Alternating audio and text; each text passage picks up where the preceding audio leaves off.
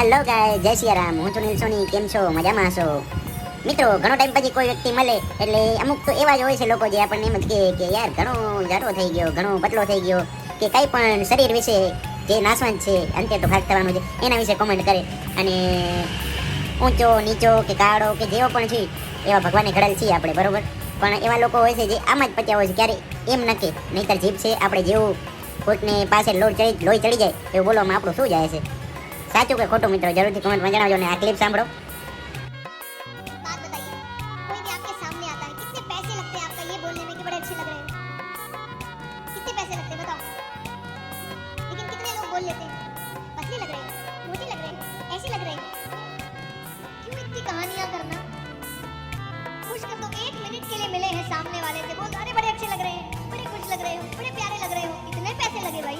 તો શેર કરો એવા મિત્રોને જે તમને આવા કોમેન્ટ કરીને મસ્તી કરતા હોય.